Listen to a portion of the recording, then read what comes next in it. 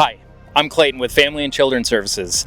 Today we're here to talk to mental health professionals on how to stay grounded and inspired during times of uncertainty. We all face moments that test us, and there's a lot we can learn from each other. Come along and see how our communities are finding hope and strength in the little things.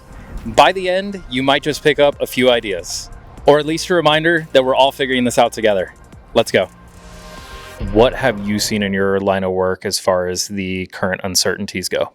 We get so many phone calls just calling in to make sure that we're still here. Like, if I'm not calling COPES, who am I going to call? We have those conversations to say, hey, I have someone that's going to follow up with you. I have someone that's going to check in on you. I have, a case manager that's going to call you.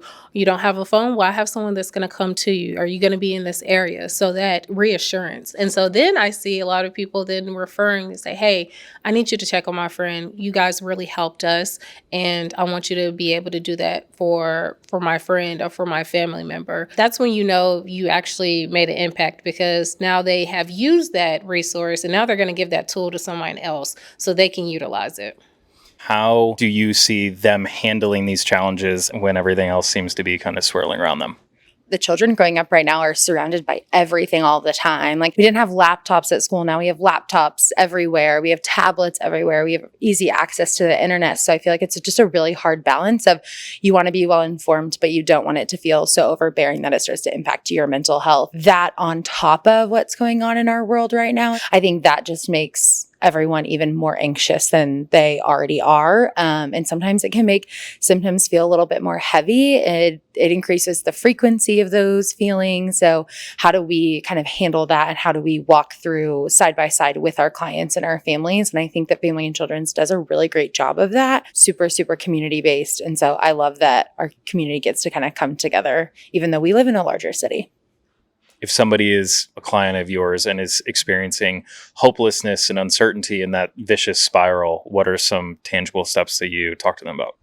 I think it can be very isolating when your personal life is getting so affected by things that seem so above you and out of your control. But there is a lot of community and connection when you see someone else also in your shoes. And I think with community and connection comes hope. And so I try to demonstrate of just like pausing of what is actually happening right now. What can we do? Can we do anything? What can we do to make the circumstances better if possible? Let's get into the action. How can we move through this?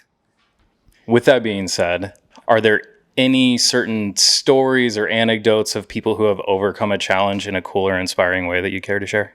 Oh my gosh, I have hundreds, but one of my favorite clients, love him to pieces, and he was down and out. He was homeless. He was using drugs, and he came to see me, and he was in his mid-20s, and I could just tell, like, he really wants to do better, but he's stuck in this cycle, and I just wouldn't give up on him. And he went 3 years with the treatment, not a single relapse. He got a job.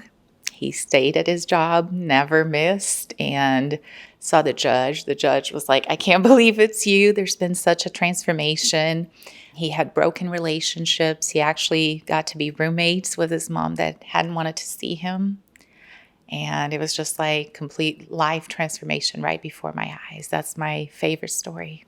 Wow. And it started with kind of like that first foundational step and seeing that like long-term potential success. I'm the COPES crisis therapist. I also do alternative response team. I'm the clinical trainer for our Child Abuse and Trauma Services Department. I'm a therapist for women in recovery continuing care. I am one of the psych providers with the Med Clinic. And your next step is to be here. Perfect. Thanks for watching, and thank you to the experts involved. Remember, no matter what season you're in, there's always something or someone to keep you grounded. Stay hopeful, stay connected, and keep showing up for yourself and your communities. We're all in this together.